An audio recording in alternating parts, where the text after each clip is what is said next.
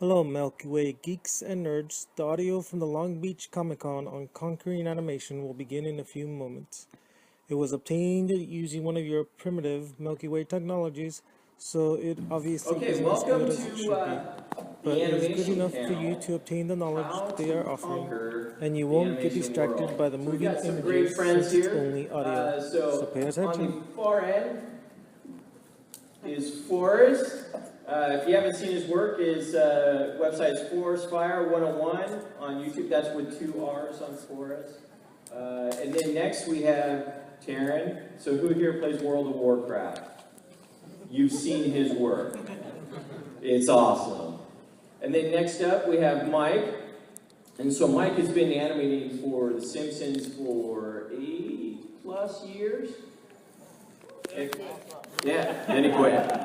He got a better offer to work for Disney. So now he animates the future with Future Work.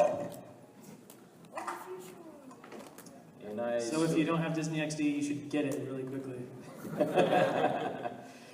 And then right here we have Dean. So who's seen How to Train Your Dragon? 1, 2, 3, Lilo and Stitch, and a whole long list of other great films that he's made for DreamWorks and have been huge hits. Pretty much it. Yeah. There's no more on the list. Just a couple of huge hits, that's all. All right. So first off, I want to find out, at what point did you know you wanted to work in animation? So who wants to grab that one first? Go for it, Mike. I guess I have a pretty specific story. When I was in high school, I was starting out, and I'd been drawing for a long time, but I wasn't sure what I wanted to go into. Because there was a lot of different avenues in art. There was comics, there was illustration, there was doing children's books and animation. And then I wandered into a theater and I watched The Lion King, and I came out and I was like, animation, let's do that. And it's really, I realized that it encompassed kind of everything. All the different art styles, all in one neat little package. So animation was the go-to. Yeah, I think I had a similar story. I wanted to be a comic book artist, and I'd learned to draw from mimicking my comic book heroes. But as I started poking around toward the end of high school, I couldn't find any course that was being taught at the time in comic book illustration, and I had no idea how to get from where I was in my little town in Quebec to, DC or Marvel.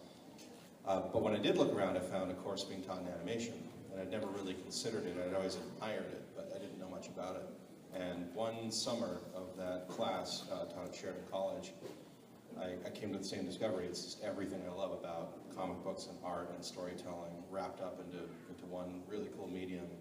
So you could still design characters, you could draw the layouts, you could be the author and the creator of that universe, and make something that's in movement that speaks to such a large audience. So it was really intoxicating and cool, and just kind of grabbed me and didn't let me go.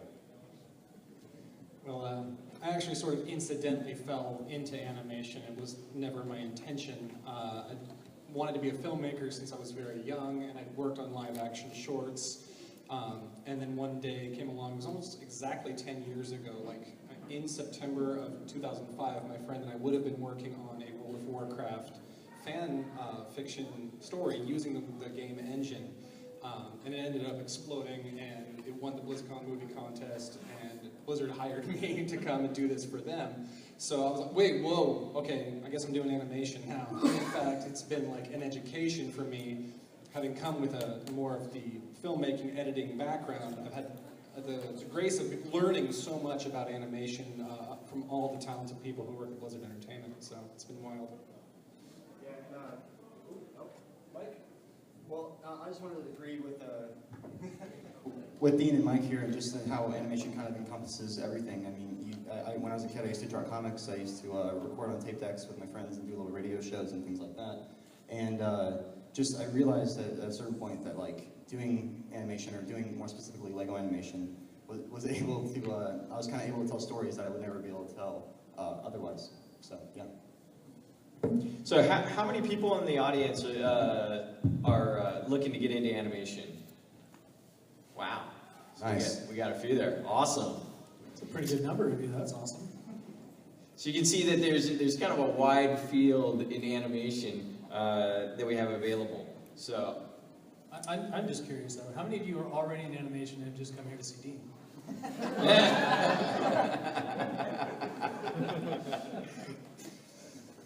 So, I mean, you know, sitting next to you, I feel like the most second banana I've ever.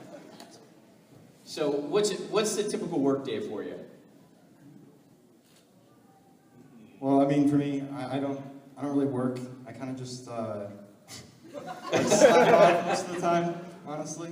A lot of times it's just focusing for several hours at a time and then just taking a long break and then focusing for several hours more at a time and just doing that on my own kind of schedule. So a lot of times I'll just be up at late hours of the night.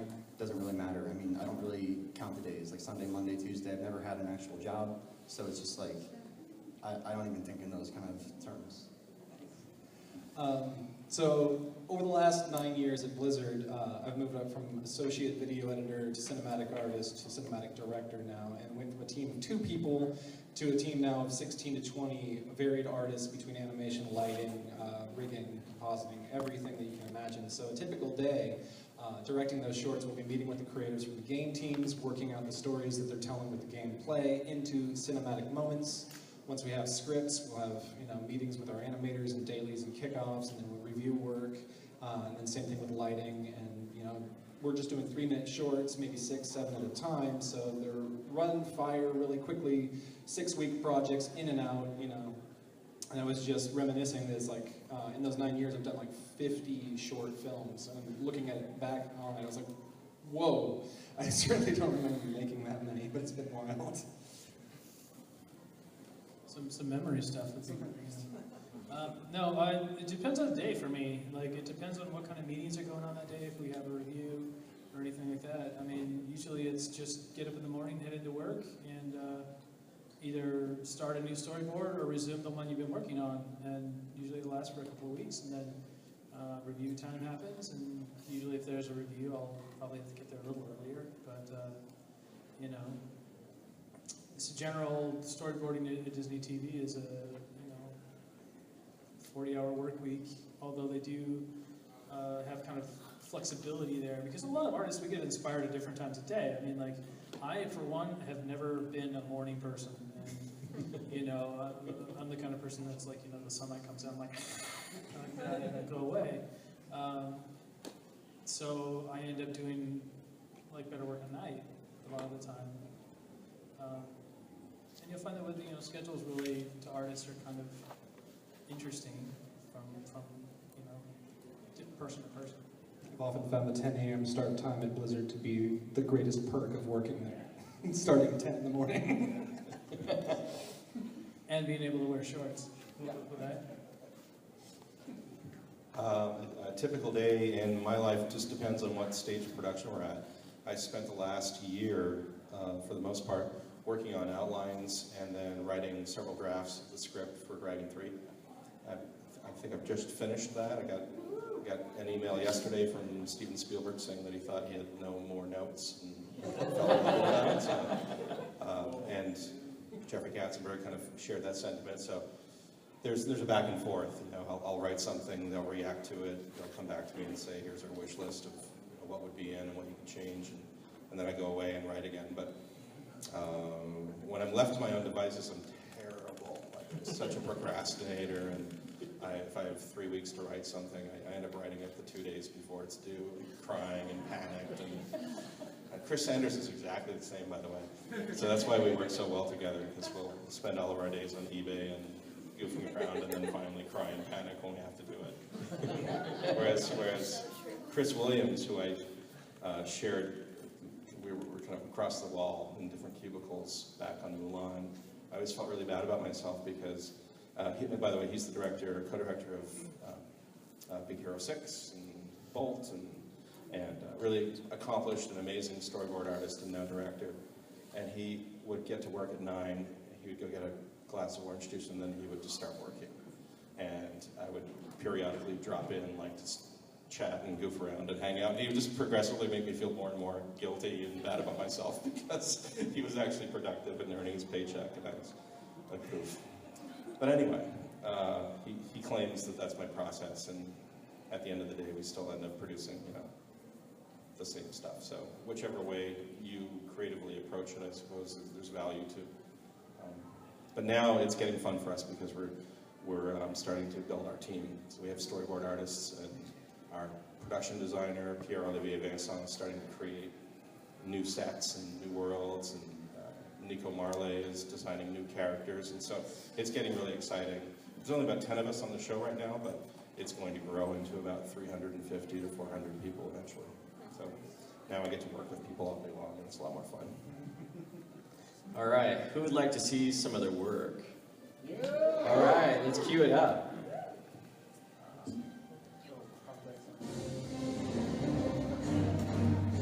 Toothless is Hitler's best friend.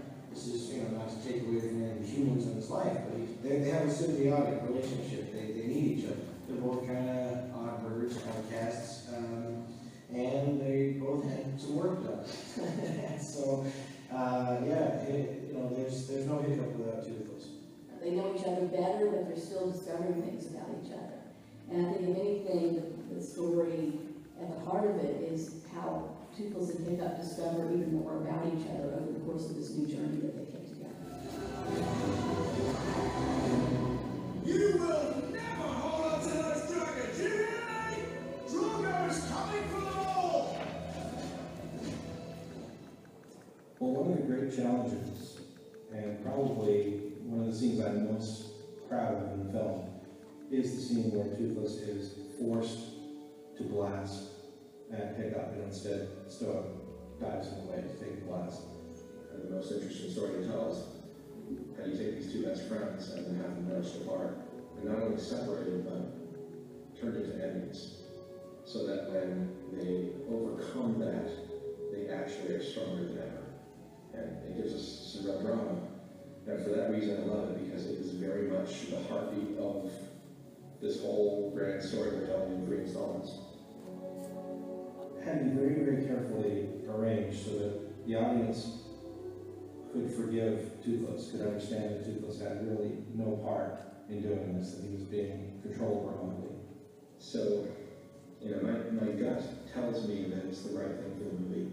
I was really heartened when Steven Spielberg defended it. He said that it was different, and it was bold, and he liked it for those reasons. He also thought because we're giving Hiccup a strong mother and she becomes the safety net, so that he can stand to lose the father. So I'm really curious. I'm nervous and curious in the same way that I was nervous and curious about the audience's reaction to Hiccup losing his leg in the first movie. And I feel like the surprise and the emotional weight of that moment is something we're going for here. And for me, that's what the test screening is all about. But that's what's happening. Oh my gosh, we got our first preview today. Friends and family. It's 100 people and Pretty excited to be doing it. oh my gosh. Nervous, I'm excited. We're going to be watching faces and doing all that kind of things. So how are you feeling? Excited. Yeah? Nervous? Not nervous. How are you feeling about this? Feeling so good at first. Are you nervous about trying to move this away? Late for me. You were doing it 6 months ago. All right, you're the first audience. Tell me, what did you like about How to Train Your Dragon? What did you like?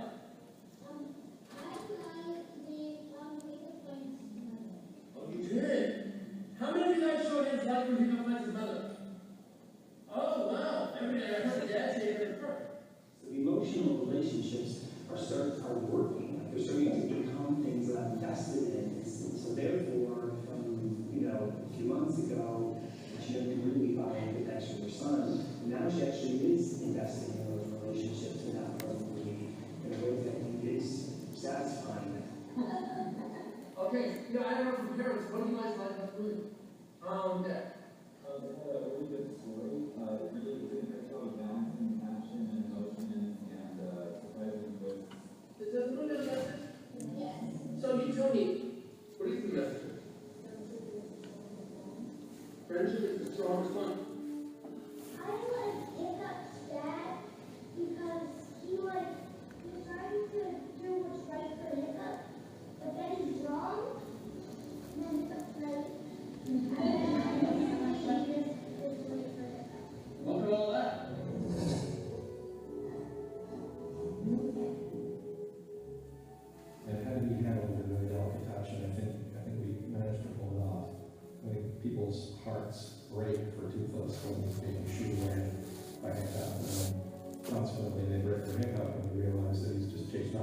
friend that was messed with motion.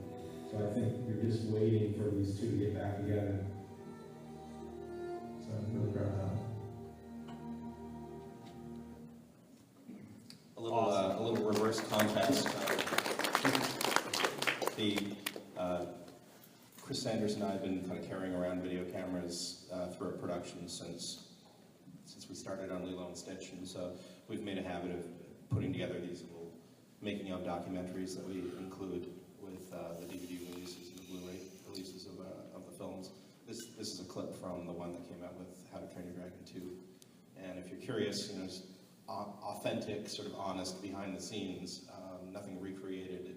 It really is how it sort of came together. I recommend you check it out. That's just a little snippet from it. Okay, let's move on to the next one. Next week? Yeah.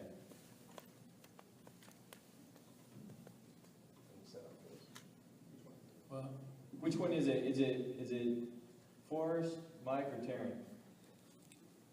I'll just be, you know, plain and blunt. I have something on my phone. If you all want to gather around the table here, you can watch it. But,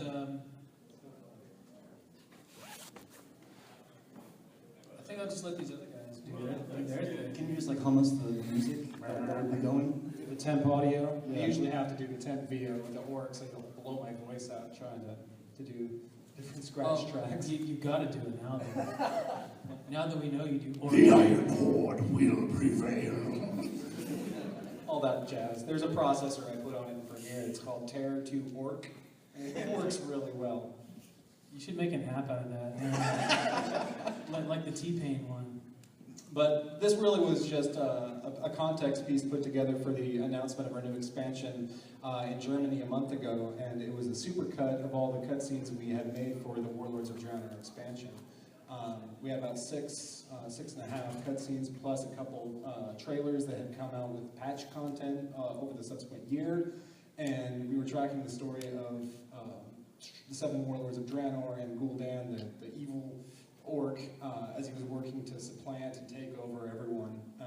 And this was just a power piece to kind of bring everyone and remind them what had happened during this 6.0, which is the 6th iteration of World of Warcraft, what had happened leading up to the moment where we revealed the new expansion. So its purpose was just context, but you can see we did a lot of work with a lot of different characters, more than we'd ever done in any previous World of Warcraft in this one, and we're hoping to do even more for the next one. So.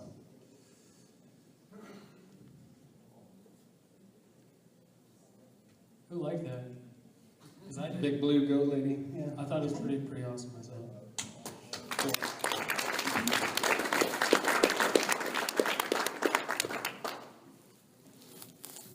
We got another one we can queue up? Yep. Unless it's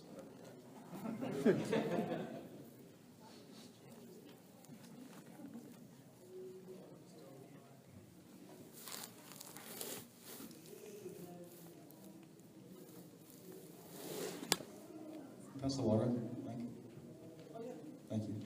One of the big challenges in reading it 5 years later is acting. Never mind. Thank you though. No, not another dragon one. Do you have one from the other guys? Okay. All that was given to me. All right. Thank you. So let's go ahead and let's continue. I knew it was going to happen. I knew it. I went for it anyway. I'm just glad I wasn't the only one. I'm just glad that this cover is not like some kind of fabric. It's a plastic mesh. Mine's almost dry now. So looking back, what you know now, what would you tell your younger self? Is there something you tell your younger self, starting out after you have all this wisdom, more experience? I'll catch on really quick. When I started at Blizzard, I'd always had this illusion that once you got into a real company, the big names, the big tech houses, you're going to get beyond that threshold and you're going to find they have all these secret tools and magical processes, and they push the button and magic happens, and you're like, oh, they're hiding all this technology behind the walls. When I got behind those walls, the answer is none of that exists. It's actually way more like oh, they have the exact same tools I had outside. It's the people there that know how to use them and collaborate that make all the difference, right? There's no mystery, there's no man behind the curtain. It's absolutely just the same artist with the same tools doing the same things you would externally. The value in the people, the value in the organization is how effectively you work together and how much you can rely on each other to get things done. That was a big revelation for me, starting out there. I mean, for me, I feel like I can't even answer this question. Because I'm still a kid, basically. I'm still learning every day. So, Forrest, how long have you been animating? About 7 years. Started YouTube in, well, I guess 8 years now, something like that. Because I started YouTube in 2007, and I didn't know what I was doing. I just wanted to do it because it was fun, and it just developed from there. I never had any kind of plans to be doing it full time or doing it as a career professionally, but it kind of turned into that, and that's where I'm at now. I'm 21. And how did you end up working with Maker Studios? I knew a few people out in LA who were working with Maker at the time. It started getting put together, and just I was kind of, a lot of it just like you got to be there at the right time. Like if I hadn't joined YouTube in 2007, if I joined right now, it would have been a lot harder for me to kind of break through. And I think that can be said not just by YouTube, but any kind of situation in the film industry where it's like sometimes just like you have to be in the right room at the right time. And you know, that's not to say that people don't have talent, but you know, just a lot of times you got to you know, like chase for those opportunities and just try to put yourself in that room. So no advice for your younger self? 8 years ago. I was really vulgar when I was a kid, so and that caused me a lot of heats online. But it's also like why the videos were successful, I think, because it's like a 13-year-old kid making these like vulgar Lego videos, and it's just like that's the kind of thing that blows up online. You know, it's something that you'd never see on Disney or TV or in the movie. It's just the only thing. It's the kind of thing that can only exist on online media. I think that's there's something there, you know. So I could give myself advice, but really I'm happy with where I am now, and I'm looking forward to the future. And now you're working with Disney because they bought me. Yeah. Everything's owned by Disney now. Yeah. So that's what Walt Disney is on probably all of our paychecks, I'm sure. Except for You're me. still independent, right? For the time being. Until Disney buys you. Won't be too long.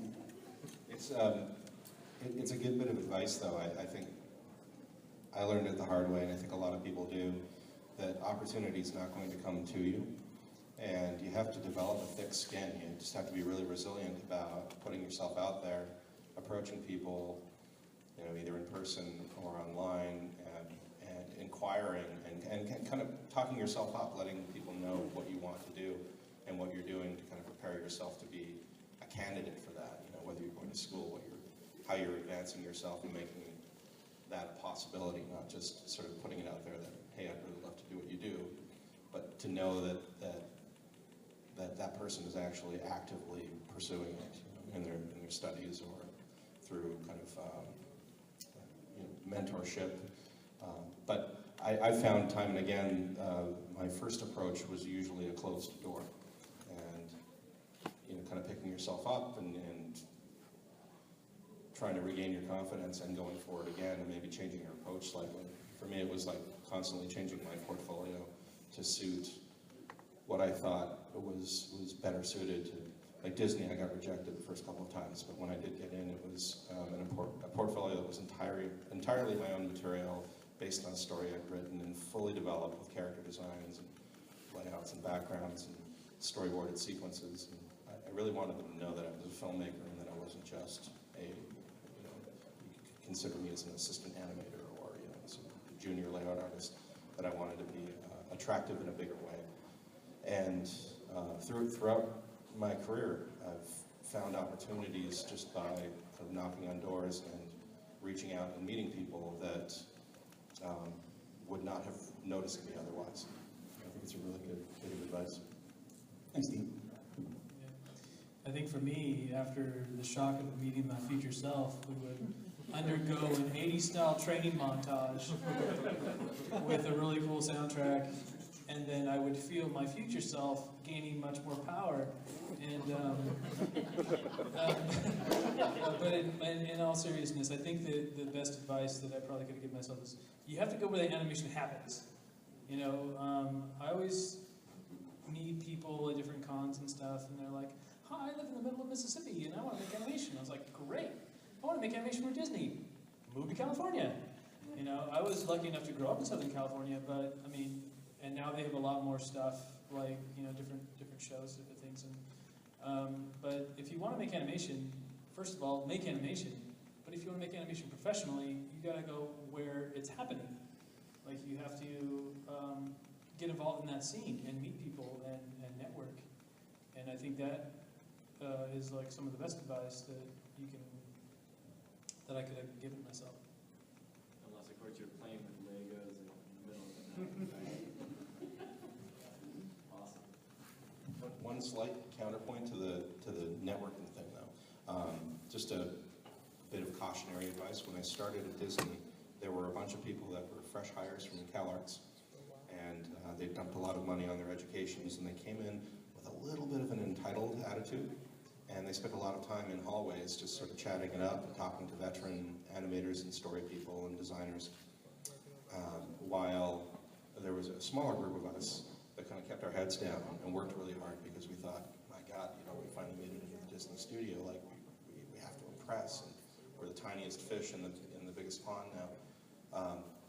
And that small group of people survived and grew, and eventually, you know, are now directing their own movies. And the networking group slowly went away. Actually, rather quickly went away. And so there's a really good bit of advice that James Cameron gave our studio when Avatar came out. He came over to talk about how they made the film, and someone put up their hand and said, "How do I get to where you are?" Kind of tongue-in-cheek and kidding around. But he said, I get this question all the time, and I encourage you to look around at each other. Your peers are going to replace us. The generations will rise and kind of consume the ones before them. You can have your heroes, and that's great, but don't look for them to open doors, and don't try to hustle people. Just look around at the talent around you. You know, who's the great animator, who's the great editor, who's the great cinematographer, and pair up, because you're going to rise together. Your talent will amplify each other's, and you'll eventually kind of replace and become the new heroes for a generation following you. So a great bit of advice, but I think it's time wasted to spend, you know, not that you were advocating that, but too much time networking. Let your work speak for itself. To counterpoint. You know, it's true. I mean, you don't spend all your time just sitting there chatting in the hallways. But as far as, you know, when I was at CalArts, the first day they brought us onto the room and said, "Look to your right, look to your left. These are going to be the people that you're working with for the rest of your life. So be nice to them." And you know, the job I'm working on right now is because a friend from CalArts said, "Hey, we're looking for a new board artist for the show I'm on. Why don't you take a test?" So don't be that guy who's just sitting there, you know, chatting with, you know, whoever in the hallway and not doing your work. You have to get your work done. You have to deliver what you promised to deliver. Because these people are paying you. They're paying you good money to do work. And they're going to expect that work. And if you don't deliver good work, then you're going to be like those chatty hallway Cathys. You're going to be out. And once you're out, it's hard to get back in. So if you haven't done your work 2 days before, start sweating it out, right? And crying and hanging out with Chris Sanders. And if I could speak to both of those phenomenons, actually, you know, the 411 on me breaking into Blizzard was just like, oh, I won this movie contest and they hired me.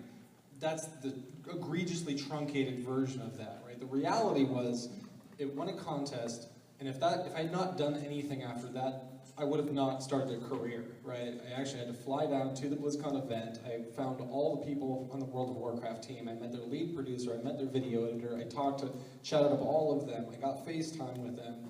Shortly after that, it's like, that was not enough. So we continued to create more work that could impress them, you know, specifically like, oh, E3 is coming up. Maybe if we try to one-up our own video and then show them, then get in person with them again next, you know, May, maybe that will give us more an advantage. And sure enough, it did. They saw our new work, they saw that we could do more, we interfaced with them directly, and then we got hired. So it was like, interface, do the work, interface, do the work, you know, prove your value, but also be where the people can actually, you know, put a face to your work. You know, those things work side by side, I think. You know. That was a triple counterpoint. That was amazing.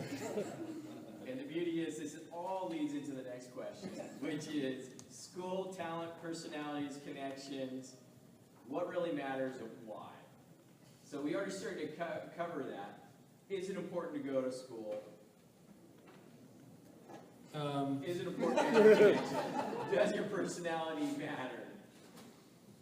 Yes, it does. I think because, you know, there's not only is the art side, there's the production side too, and producers talk to one another, and a lot of the time, especially in TV, you got, you know, like at Disney TV right now, there's, you know, 7 or 8 shows in production, and all the producers, you know, they go on from show to show to show, and generally they're the constant people around in the studio. And so a producer will talk to one another and say, hey, we need a good designer for our show, we need a board artist, we need an editor for our show. And they'll be like, oh, well, I work with this guy on, you know, the show I was working on there, just give him a call. And that's a lot of the times, you know, you build up a reputation of being a person that can, you know, do the work and deliver on time. Yeah. I mean, I'm not going to say don't go to school. Yeah, going to school is important. Stay in school, kids. You know, I never went to school. I was homeschooled through high school and, you know, growing up, and that allowed me a lot more, I think, creative thinking power. I mean, if I had been in the public school, I think I would have been crushed under that weight of that peer pressure and trying to keep up with my peers instead of trying to keep up with myself. I think it's better to always try to best yourself as opposed to comparing yourself to others. That's all I got. I mean, I think school benefits people in different ways. Like, I really responded to the, you know, having artists around me that inspired me, and also just the structure of having to turn out projects, and you know, something about having a schedule that's enforced, and the pressure to kind of report to class and deliver your assignments. For someone like a procrastinator like myself, it's really handy. And also, school gives you access to equipment that you might not otherwise have. So that's great. But there are plenty of people. I'm seeing so many talented folks coming through the studios now that have either done online schooling, like through Animation Mentor, or just, you know, watched tutorials and figured out a lot of the stuff themselves and found ways to express themselves and create work. If you can do it yourself, if you're a great self-generator, then I don't think there's really important value to it. But you know, there's for a large bulk of us out there, having someone to crack the whip really helps. And going forward, having that ability to talk to artists and criticize each other's work in a way that doesn't demoralize the people around you, and you feel like you're additive, and you know, you're aware that animation is a collaborative art form. That's a great thing that starts from school and carries forward. And certainly if you're going to head into story, story artists have to be able to be, you know, honest and critics, and at the same time really supportive, and it's a room that if you don't play well in, and you're too much of a solo thinker, then you won't really thrive in the studio system. You're probably better as an independent. I think there's a lot of parallels between school as an institution and like going to a gym. You know, paying to go to the gym, it's like an excuse to, I have to go, I have to work out, I have access to equipment I don't have at home, you know, and it keeps you building the muscles of creativity or story or production. And the truth is, if you do all those things in your own home, if you build those muscles, if you flex them, it's 10,000 hours, it's 20,000 hours. If you're chasing and refining and paying attention to your own progress, that's something that can be done outside of the institutional system. But as Dean mentioned, the critical nature of that is, are you going to be an independent creator, or are you going to want to work with a lot of people? Because the skills of working with a lot of people are what will keep you in that industry. If you walk in there, some of the most talented individuals, if they don't have the ability to integrate with the organization, they don't last long, right? It's all about being able to collaborate, share ideas, be receptive, and provide and interact, and just be a good collaborator is so critical. And so I think school is probably very useful for that, as you mentioned. And don't microwave fish in the break room. That's disgusting. I would fire that guy. So which one of you have had a mentor, and how did they help you? Or hinder? I don't know. I think probably all of us. I know I had a chance to intern with Eric Goldberg for a little while, and that was an amazing experience. I think people at The Simpsons helped me out a lot too. I worked a lot with Mark Kirkland, who directed, I think he's on his 70th something episode now, and that was a really great education. Mentors happen all along the stage, different stages of life, and you meet people and you get inspired by their work, and some of your peers can be mentors in a sense as well. Yeah. So how did you find your mentors as well? I was lucky. I kind of latched on to one of my professors when I was at Sheridan College, and he had been a background painter on Snow White, so he'd been around the Disney studios from early days, and he'd picked up a lot in terms of story, in terms of work ethic, and he had great advice. Some of the things I remember most is he always said, don't be a clock watcher.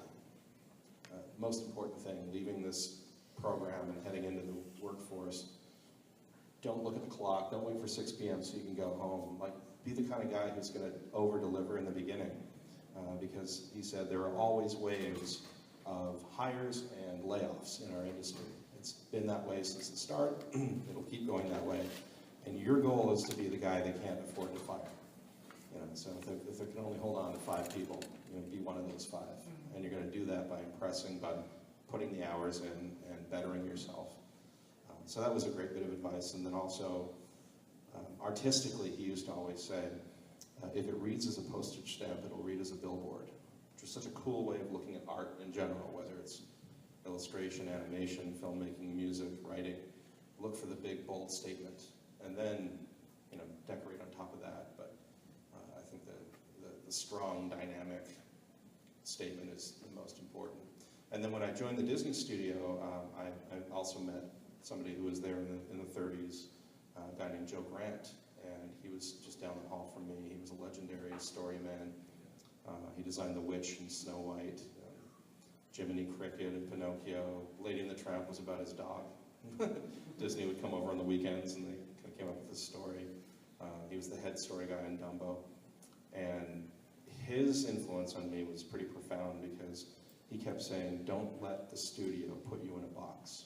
They want to hire you for a job. They want you to do that job. And when that job becomes obsolete, so do you. And he said, be an artist. Take up pottery, sculpt. Go out and paint in the nature on the weekends. Do whatever it takes to keep your mind broad and creative, and don't allow yourself to get stale. And so I would always, any story I was working on that was my own stuff, I would bring it to him first. And he was really, really sharp and really aware of everything that was going on in television, animation, and film in general, and also really subversive, within the walls of Disney. He was very aware that there was sort of an executive wall that would block most ideas, and he was the guy just saying, keep going, you're gonna knock it down one day. So I really miss him. He died at the age of 97 at his drawing table, so an artist right up until the end. So the first 3 weeks of procrastination was really research. Thinking time, James. It's all thinking time. And I never really had a mentor, but I definitely had people who inspired me. you know, I still do. Just looking up to my dad and every day and growing up and seeing how he got up and went to work to support the family, that kind of thing just really inspired me to have a drive to do what I want and to, you know, my dad's goal, he always said to me when I was growing up that he's always wanted to be a dad, he's always wanted to have a family. And I realized I always wanted to be a director, I always wanted to be in animation. So I try to apply those same kind of teachings that he taught me to my work ethic and how I approach things. I think as a gamer, having grown up and played Blizzard's games when they were Silicon Synapse in 1993, and I was much younger, barely a teenager at that point, and having owned those products and having lived those products and having just been astonishingly in love with those products, and then growing up and then coming to work there. And Blizzard's an amazing place because most of the founding members of the company are still there in their original roles. You know, the creative people, the president, and everyone. So working with those people, specifically Chris Metzen, you know, who started at Blizzard in 1994 at the age of 19, having applied there as an artist while working the loading dock at Sears, and having ascended to be basically the creative mind of Blizzard Entertainment. He's really been a mentor as far as just finding the creative spirit of what makes, you know, heroes heroic. I mean, the man is probably one of the bigger comic book nerds I know personally in my life, but he draws from so much inspiration of the Silver Age comics that in order to really understand where he's coming from, you just have to see everything in his office and see all the inspiration and just how passionate and invested and how real and tuning into the intuition of the art form, less so than, you know, the specificity. And he's just a raw magnet for creative power, and being able to work and collaborate and just glean off of this process has been really, really inspiring for me. That brings up a good point, though. I think you know, passion should show through in your work. When you look at different work, you can usually tell if somebody was having a good time drawing it or not. You know, even one of my first jobs at The Simpsons was a character layout artist. And whenever you're new in character layout, you get to do crowds. And that is mundane, boring, and not fun. But you can tell who really, you know, was even happy to be there. I got my first internship because I geeked out when they said organize these model sheets, and I was like, yes, sir. You know, because I got to pour over all these old. It was a Disney Consumer Products, and I got to pour over all these old model sheets, and you know, alphabetizing them was no big deal. It was stopping looking at them that was the big deal. Yeah, I've always said if you're not having fun, you're doing it wrong. So you better find a new way to do it or do something else. So we've got Forrest's clip now, so let's go ahead and let's run that. Oh, should I introduce this real quick? Yeah, sure. Okay, so this is a video I've been working on since February. Oh, thanks for the lens, it's great. It's a Comic-Con exclusive, guys. Oh, so yeah! Get prepared. It's Lego Captain America versus Nazi zombies, and it's not even done yet, so it'll just stop at a certain point.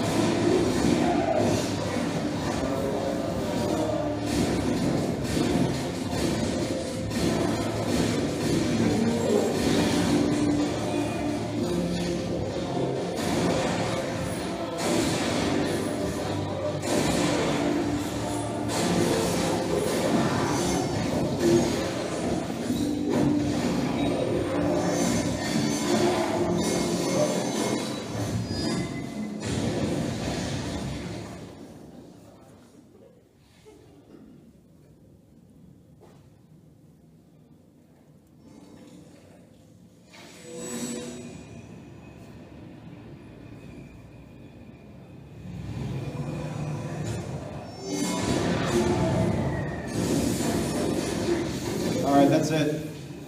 We're still working on it.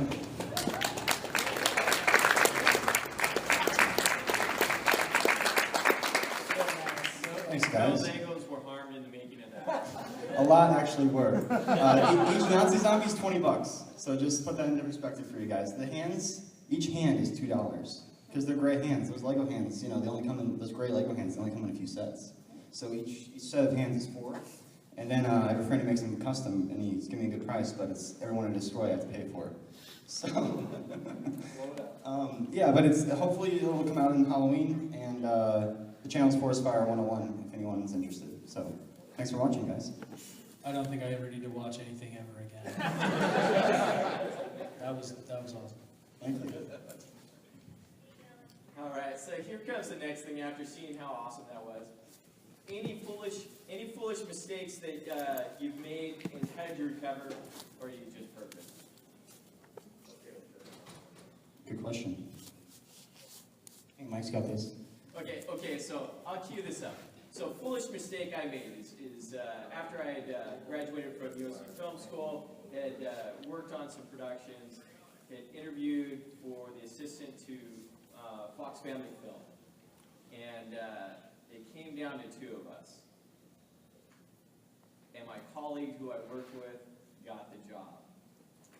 And the vice president said,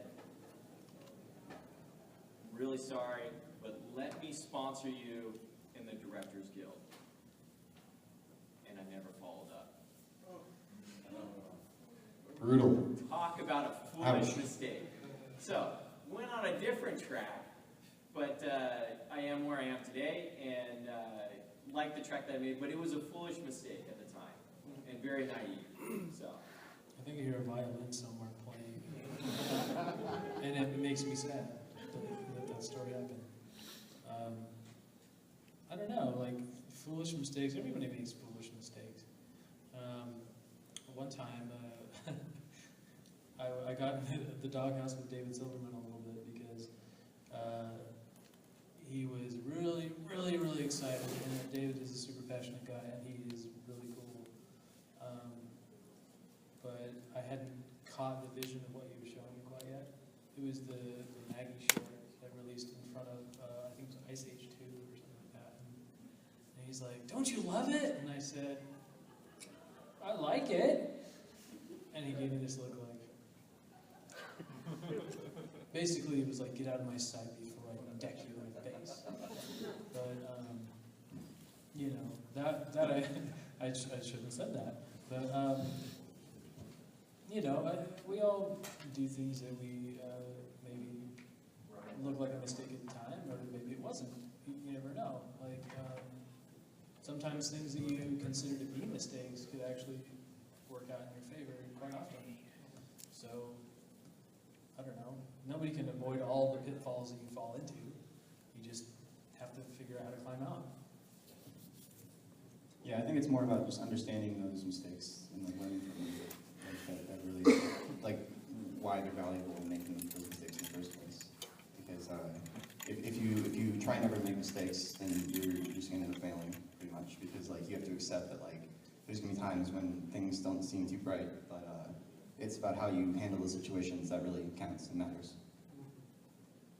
And if you know something's going to be a problem, like if you can kind of see a mistake coming, don't just walk into it, you know, thinking that's the only option.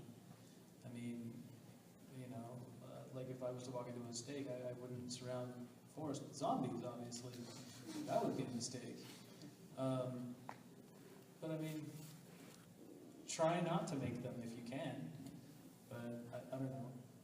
Next question.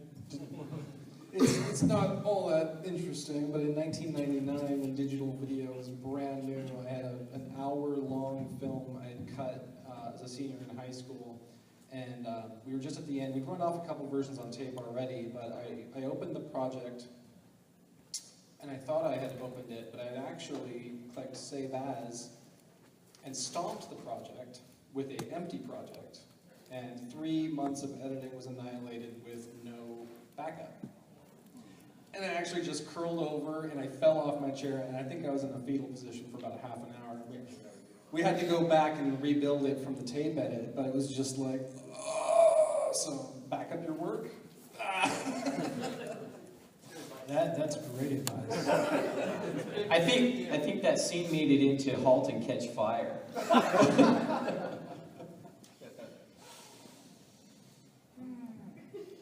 So, what's your next? No one else? Well, I mean, most of my mistakes have just come from being a novice, going in, you know, not really knowing what to expect. I briefly, after Lilo and Stitch, stepped into the world of live action. I sold 2 ideas that I had to write and direct. Disney bought both of them, but I was working with a whole new group of people on the live action side, and I was very trusting because there's something about the animation process at feature animation studios. Generally, the movie's going to get made, even if they have to replace people who are key players on that film. Live action is kind of the opposite. It's that everything has to come together, stars and interest and, you know, whatever money they have to spend that year on their slate. It all has to line up, and there's a moment where it's entirely sort of fortuitous and luck-based, but it can all go awry very quickly. And in the case of my movie, I had written several drafts. Everyone was happy. We budgeted it. We had a start date. We had all the key players in place, and we were going out to casting. And then, unbeknownst to me, there was a retreat to Michael Eisner's ranch, and he asked all of the live-action executives to come along. And because they had made some bad decisions that year, he didn't want to make the Alamo, but they made it anyway. And then I guess Hidalgo didn't do very well. There are a few others. He said, I want to know everything that's on the live-action runway. And without the benefit of the film tests that we did and the storyboards and all the art and me, who knew the story really well, a development executive pitched the movie, and she got 1 sentence into it, and he said, nope, next.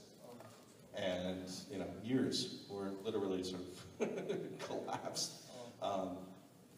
And this happens, I guess, you know, he just decided that no way, we're not making this project. And he did this with several others because he was kind of on a warpath to kill certain movies.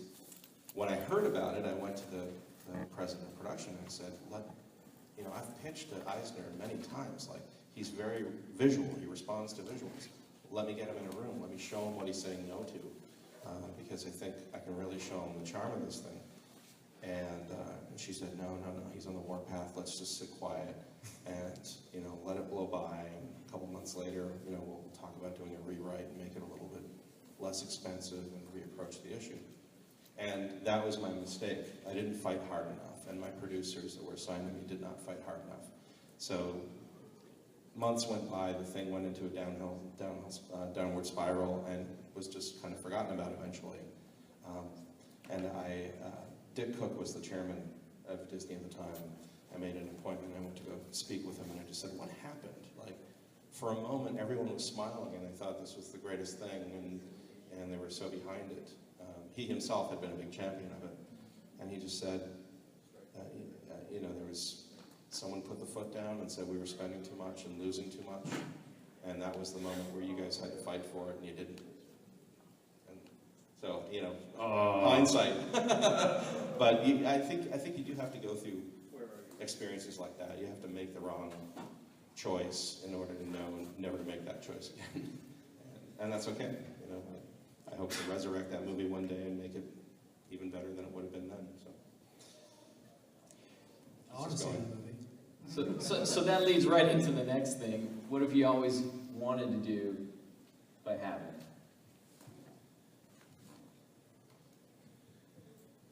Direct something? I don't know. I think it'd be cool. You know, coming from an animation, starting out in animation and heading into story. For TV, being a director is, I think, a little different. Basically, you know, you go, you're a story revisionist, and then you're cleaning up somebody else's stuff, and then you're a board artist, and then you're starting on fresh stuff, and then you become a director, and then you're fixing up somebody else's stuff again.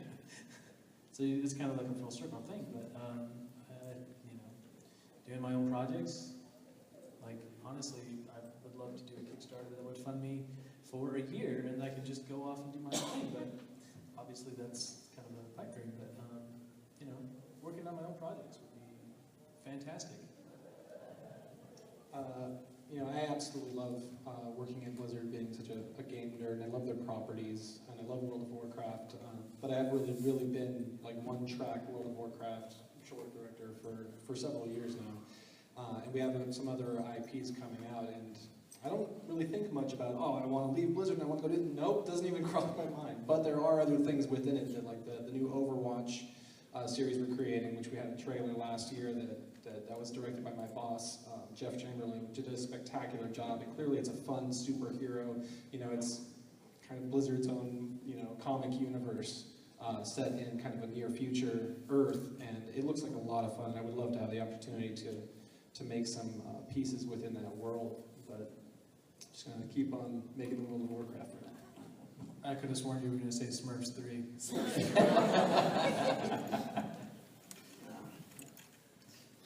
My mic's broken, so. I mean, really what I want to do moving forward is live action film directing, I mean, making action movies for real. What I do in my bedroom when I'm 21 is this stuff, and this stuff is great. But I mean, imagine that as an actual movie. Imagine that as something that was real. And that's, I feel like, where the real challenge is, because I've been doing Legos for so long. It's like, you know, it's almost like I know them like the back of my hand. I know exactly, you know, how to place them and move them and stuff. And it's gotten to a point where it's just like, I want to, you know, try to break out of that. I've been working at Buddy Studios, the place that produces Robot Chicken. I've been animating on that show in Super Mansion, which is coming out pretty soon. And just both those projects, it's a whole nother level, because the figures, they go from this size to, you know, that size, and just they're a lot more articulated. There's ways to bring like real emotion out of them, and just that's getting me even more excited, just for like to continue to move on. And I think animation will always have a special place in my heart, and I'll always try to include animation and animation styles and techniques in my films. But like going forward, I definitely want to shoot live action movies and be a director. And I just have a hopper of my own personal projects, that some of them are animated, some of them are live action, and love to see them realized one day. You know, the industry kind of, I think it goes through waves of originality, but it's so dominated by IP that's either known in you know, the form of a comic book, graphic novel, toys, but there's very, or novels, you know, young adult novels, but very little just original, great idea, let's try to push it out there without an existing fan base. And so most of my ideas are originals, they're not adaptations of anything else. And I'll keep pushing to try to get them noticed and get them out there in some form, but I'm beginning to think I probably have to turn them into graphic novels or young adult novels first, in order to, you know, suggest that there's a fan base so that we should make a movie. It's a strange kind of thing, but you know, that's still a goal. I want to get some original stuff out there. It's kind of a weird thing to think about, that you need to go out and get a fan base, you know, first. And you know, but people generally, I mean, you guys are all movie watchers. You would like original content, if I'm not mistaken.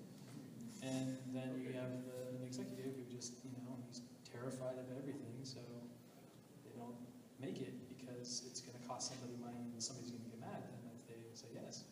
So I guess, you know, it's kind of a good thing to go out and do your own thing and make what you're going to make. Show, you know, that you're passionate enough to make it, whether or not somebody's, you know, going to believe in it right out the gate. You're really distracting, man. No, I can't stop looking at you pouring at that. You know? So would a Lego animation of one of the films you want to make, Dean, count as an existing IP with a fan base? Yeah, of course. Yeah. I mean, Lego's a cool medium. You know, I think what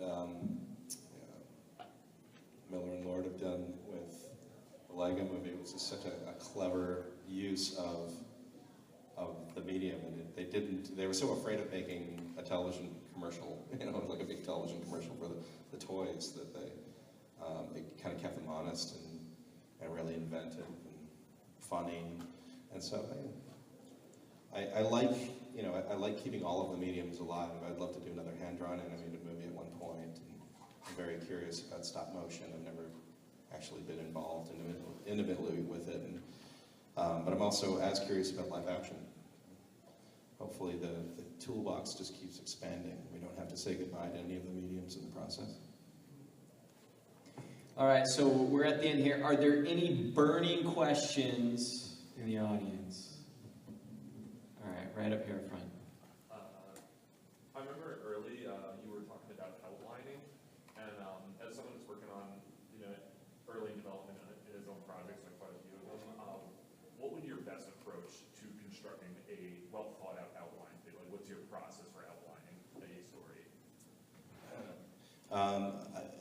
A lot of my education came from going to the Robert McKee Story Structure Weekend, like back in when I was still working for Don Bluth, like this was 1992. So, and that's very dense, a lot of great stuff, but it's kind of hard to immediately apply it to your idea and know where to go with it. Since then, and having worked with Disney and working with, you know, seasoned story teams and seeing the process of outlining and defining everything by acts, I started to take on certain tools and questions, you know, important questions that you ask yourself at the start, like who's the hero, what's his problem, what does he want, what does he need, and how does pursuing what he wants unexpectedly give him what he needs, like core questions that help you map out a story regardless of whether it's set in space or in the caveman age. There was a really clever screenwriter named Blake Snyder who wrote a series of books called Save the Cat. That's my greatest recommendation because he took all of that and made it really applicable to your ideas. It's a handy, really easy to read trio of books that will give you questions that will help you map out your story. And not to make it formulaic, it's actually kind of challenges formula in a way, because if you lay out your story according to, he has these 15 beats, these 15 questions, and if your story's not fulfilling or answering any of those questions, then you should really be asking yourself why, because it's time tested. It is the way human beings tell stories.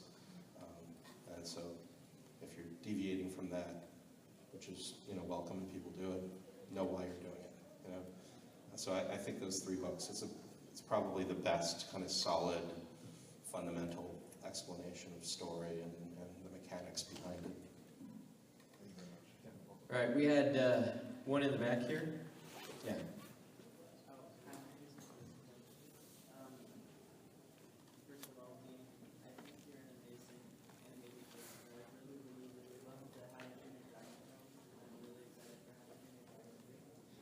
Thank you very much. My question is actually for one of my friends. She's a huge How to Train Your Dragon fan, and her favorite character is Astrid. And her question is, how far are you along when it comes to writing the characters for the third book? Well, I have just last week, I had turned in, or I guess the week before, I turned in I think what is considered the polished draft of the script for How to Train Your Dragon 3, and it was well received. Most of the notes that I'd been getting on the previous drafts were addressed, and even Steven Spielberg had sent in an email yesterday saying that he felt like it had come a long way and he didn't have any further notes, and, you know, go make a great movie, which is a really nice endorsement to have.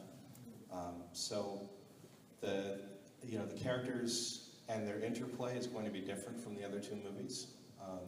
It continues to advance and mature, but beyond that I can't really reveal any details. Just that there is quite a bit of Astrid in the movie, so you can tell her that. All right, we had a question.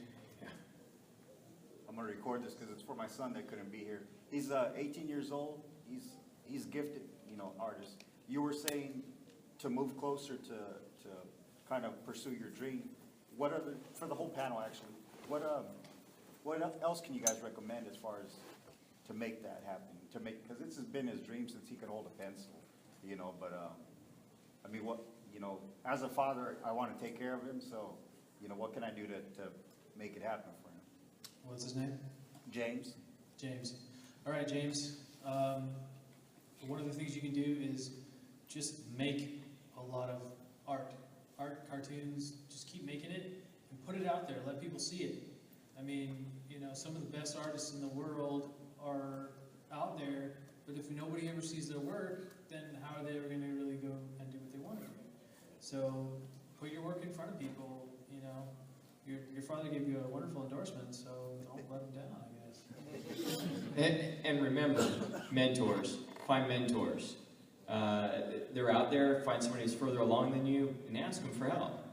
People want to help. They want to share what they learn. And find a group of folks that you like really jive with for you know, making things. Like Forrest introduced me to his friend Sean, who's his partner in crime, and that's Sean right there. There he is. So, you know, like minds, and get together and make some cool stuff. In my own experience, it's really important to believe in your own heart that you already are what you want to be, and not forget that. Don't let it eat away at you and be like, well, I'm not an animator yet. Well, dude, if you think that way, you feel that way, you're not going to, A, convince yourself that you can overcome that, and B, you're not going to impress the people around you on just a very quick, like, wow, this guy presents himself as an animator, he talks as an animator, he walks as an animator. They'll start treating you like an animator, right? And you got to carry that confidence. And the second thing I would say is just the art of pitching, whether it's your ideas or your work or whatever it is, that is a huge bread and butter thing. It's like, it's a skill. Just like anything else, like a sales pitch, right? Like, there's a refined detail to that. You don't want to always be the salesman of your own artwork, but knowing how to present your information to people and be captivating and really get them excited and enthralled with your work, that's as big of a part of it as what you create. So just making sure that you really polish into that and practice on everyone you know, as far as like, hey, I got this wild idea, let me run you through it. Watch your audience as whether they fall off or they're captivated, and always be tuning that art form, because that's how you get far. It's convincing the people around you. Don't forget to study the folks who went before you. Yeah. So study the artists that have already been there. Also, all right. You live here as well? Barstow, we're the high desert. So we're Yeah. not too Okay. far. I mean, you should tell James that like a lot of the people that I've worked with and who've gone on to do really well in the animation industry, they contacted the studios early on, like Brad Bird, you know, contacted the Disney studio and said, hey, is there any chance I could meet an animator and come to the studio? And we host tours all the time at DreamWorks, so that's maybe another way to kind of immerse him and inspire him. So, what kind of art does your son do? He's actually a Disney fanatic. He's a, you know, Little Mermaid. I mean, he got certain, like I said, at 5 or 6, he could draw her perfect, you know, so. That's awesome. And he actually started getting into the tablet side. He has a Samsung Galaxy, so he's been, on his 3rd drawing, I mean, he was blowing people away, you know. But that's great. What I would say is just Instagram, post on Instagram. That's huge right now. Tell him to take his art through the lens of what's trending. Like, look at what's happening right now. What are people searching? What are people wanting? You want to give the people what they want in your own creative way, and you know, kind of adapting yourself to fit that mold, I think, is really important.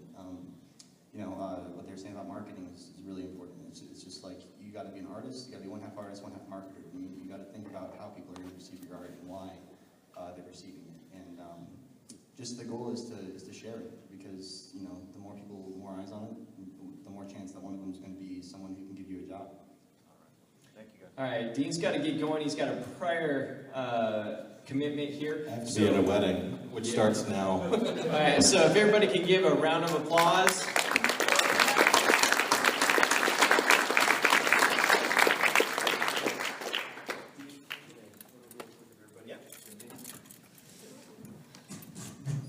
We hope you enjoyed the panel.